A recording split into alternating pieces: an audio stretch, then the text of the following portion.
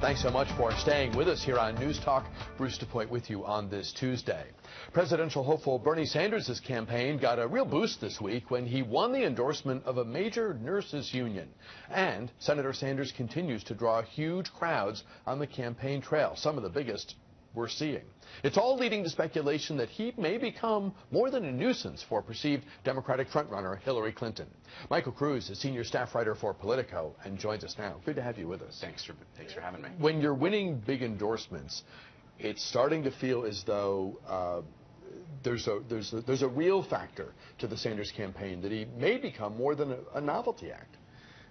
Well, let's hold up. I mean, there is a long way to go. So he's earned some of these endorsements, and I guess the biggest thing he's been doing is drawing these giant crowds. The last 3 nights in Seattle, in Portland, and in LA, he's filling NBA arenas, which is something that no other candidate on either side of the aisle is doing to this point. So obviously there is excitement from some about his candidacy. People are angry.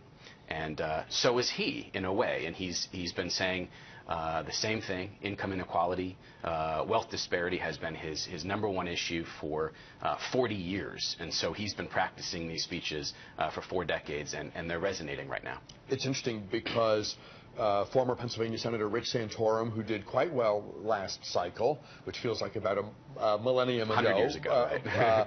But in the last time we went through this exercise, former Senator Santorum got a lot of W's, and now he's struggling to get anyone to come out and see him. One, it was probably Politico. He had an event, and they counted 15 people. So to get 15, 20, 25,000 when others who've been down this road before are drawing microscopically small crowds, is it primarily supporters? Is it a mix of supporters and the curious? Take us inside a Sanders event. Well, I think it's what I've said about the excitement about his candidacy. I mean, he is, I think, to some extent, a protest candidate. He doesn't want to be seen as such, but there is so much resentment, so much anxiety out there, and he really speaks to that. Talk about his relationship with the party. He is not a Democrat. He is an independent socialist senator from Vermont who caucuses with Democrats in the United States Senate. He's seeking the Democratic presidential nomination. Explain the tension that seems to exist there. He has a really interesting relationship, and to some extent, over the course of his career, a non-relationship with the Democratic Party. And the party whose nomination he's seeking right now. But it's going to become, for him, a bit more problematic. And the better he does, the longer this goes on, the more he draws these kinds of crowds, the more this is going to come up, this relationship. He has spent 40 years marginalizing Democrats, and to some extent, the story of his political life is the story of Bernie Sanders beating Democrats at the polls and battering Democrats in the press.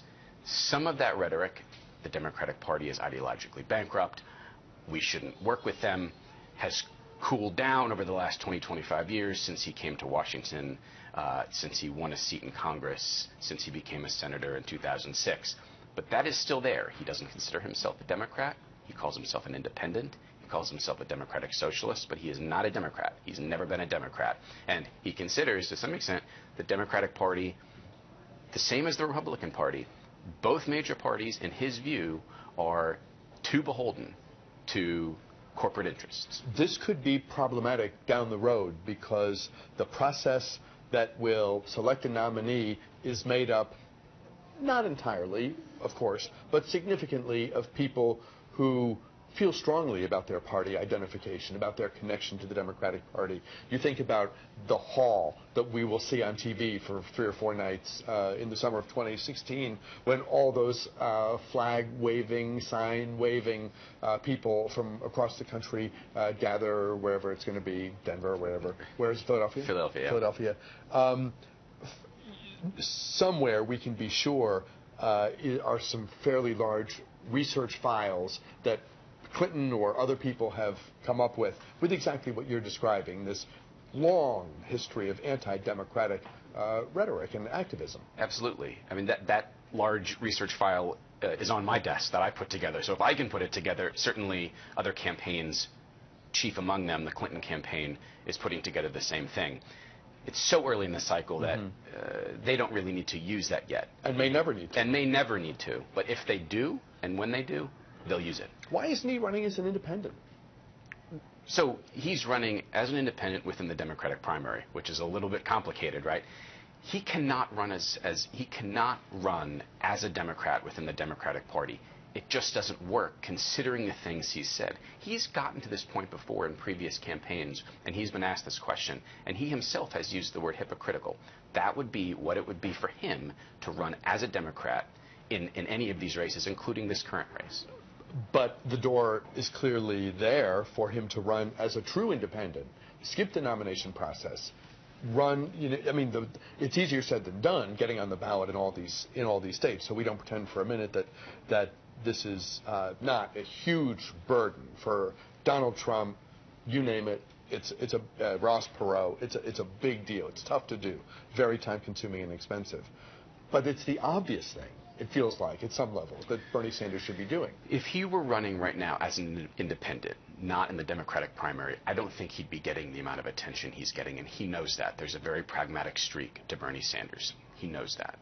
And every independent or third-party bid seems to alter the course of the election, but not in a way that directly benefits the person running. And he you won't look do at that. Ross Perot, you look at Ralph Nader. Sure.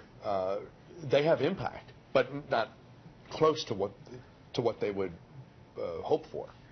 Bernie Sanders has known Ralph Nader for a long time, and he has said recently that he does not want to be Ralph Nader in this 2016 election, and so he won't be. I think that's much less likely, Bernie Sanders running as independent eventually in this cycle, than it would be for Donald Trump to run as an independent. He will run and run hard in the Democratic primary, but if he loses to Hillary Clinton or to anybody else, I don't think we'll see him run as an independent. Every campaign, Democrat and Republican, is taking notice of the size of the crowds that Bernie Sanders is getting and the enthusiasm that he seems to generate wherever he goes and whenever he speaks.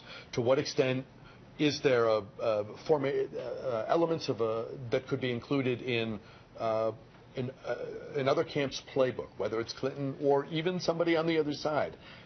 To what extent are they going to be tempted to co-opt some of the messaging, in order to pick up on some of the energy? So what he's doing is really interesting, and he's doing something that no other campaign is doing to this point. He's going to what could be considered friendly places. His first big crowd, really, that made heads turn was in Madison, Wisconsin, a very friendly place for a left-of-center guy. He's been to Portland, Maine. He's been to Seattle. He's been to Portland. He's L.A. last night. So he's going to friendly places. But I think it's worth pointing out that he's getting bigger crowds, way bigger crowds, in places that are perceived to be friendly to him than anybody else is getting anywhere else. I mean, they could go to friendly places too and have gone and are not drawing the crowds that he is drawing. I guess the thing that a lot of folks will be looking for is to what extent does Hillary Clinton mimic some of the themes that Sanders is making a real push around to make sure that there isn't a sizable disconnect between his focus and his crowds and his energy, and not that she'll ever lack for bodies in the seats, but that idea of energy is while subjective, it's something that folks will write about if there's a perceived gap. To some extent, he has already influenced her campaign. She has gone more left more quickly, I think, than she would have if not for Bernie Sanders, if not for the crowds that he's drawing all over the country. And we're seeing, while she remains in front and by a comfortable margin, it's interesting to watch the polls tighten a bit as Bernie Sanders continues to make his views known along the campaign trail. Michael Kruse, senior staff writer for Politico. Great having you here. Thanks very much for your time. Thanks so much. We're back with a program note right after this.